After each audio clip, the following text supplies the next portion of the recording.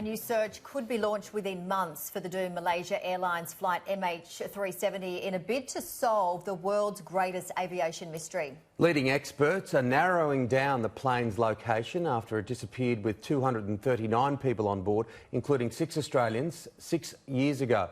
For more on the investigation, we're joined by News Corp's senior correspondent, Charles Miranda. Thanks for coming in this Sunday morning. Tell us about the new seabed search by Ocean Infinity. On the eve of the 6-year anniversary, for a lot of people, it's just like yesterday. I mean, we've lived and breathed this story so much, and I think half the nation, or most of the nation, were obsessed by understanding how it is you could actually lose a plane. But now, after all these years, new tidbits are starting to come out. There's new theories coming up. There's new data analytics that are being analysed to the point that now they say, we have three very clear areas that weren't searched, that should be searched now. And they're not, it's not extraordinary. It's in the same location as where they did search before. It's just a few kilometres off. So, Charles, in your report, you've actually revealed a leading expert predicted the location of 22 pieces of debris were found. Why was that expert excluded from the initial search? Look, it's as simple as possibly a contractual issue. So the ASTB, the Australian Transport Safety Bureau, are contracted to deal with the CSIRO, and they're their modelling people. Now, unfortunately, we had one of the world's recognised leading experts just there in Perth who wasn't consulted, who couldn't be consulted, and yet since the very start of this 6-year odyssey, he has been predicting where these things were going to wash up ashore. The ASTB and other authorities spent some months and 120,000 kilometres worth of searching in the wrong area before they actually agreed and thought, actually, we are in the wrong area, let's look at this area here. And the ASTB has conceded that. They did rush. There was a lot of public pressure. There was an expectation that this thing could be resolved. And again, it comes down to the fact that people could not understand how it is a plane in this day and age could disappear. The common belief now, 6 years on, is that it was an act by the captain, wasn't it, of terrorism, so to speak?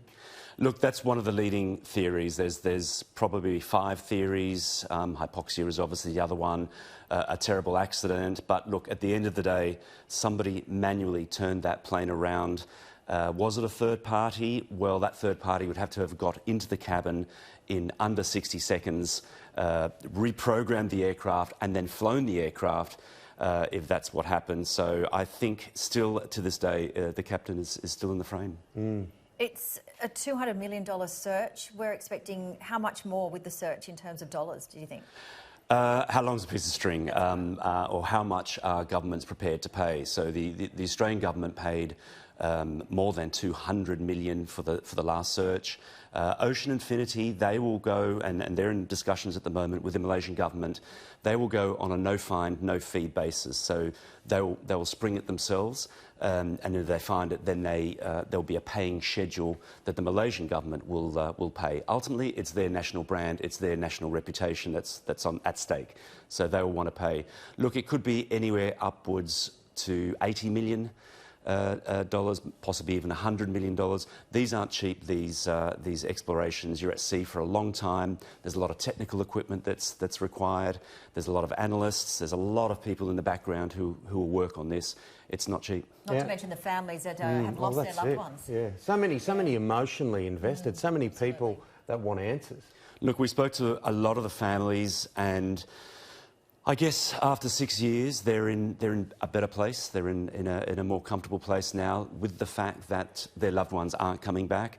I think for a long time, and we saw it also with MH17, for a long time families did not want to believe what had happened. And there was always that hope that something would be found, that possibly the plane didn't crash, it landed somewhere. I think now, over the years, with the debris that's been found, there's recognition, though, they are from the plane. It was after a high-speed impact. But look, you know, the anniversary comes around, it's a very trying time for those families, and they'll tell you not a day goes past where they don't think of their loved ones, obviously, but when these things come up, it is painful. I made the point of ringing a few of the families to forewarn them that we were going to do these stories and the search had come up. Some of them knew, the Malaysian families certainly knew.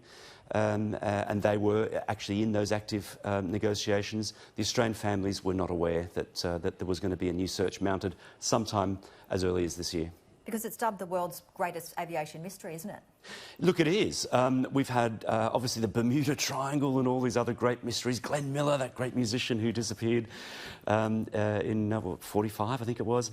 But look, we've never had, in this modern era, we've never had an aircraft disappear, and certainly, 200-odd souls just disappear like that. It's extraordinary. And we have mobiles. We know Google tracks us everywhere we go.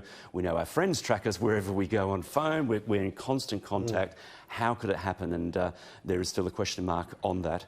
As there's a lot of question marks over what data, what knowledge we had. I mean, did that plane fly low enough that phones were pinging, that information could be tracked on those phones? We've never had that information. We haven't got a lot of that basic data. We knew the captain took a phone call before he took off, but we don't know what data, what was exchanged. Whether conditions were all okay. Because we live in a world where we get answers. You look back to those things with the Bermuda Triangle, even to the mid-20th century, but we live in a world where we expect answers. Absolutely. Congratulations on your work, Charles, and thanks for coming in this morning. Thanks very much. So much. Thank you.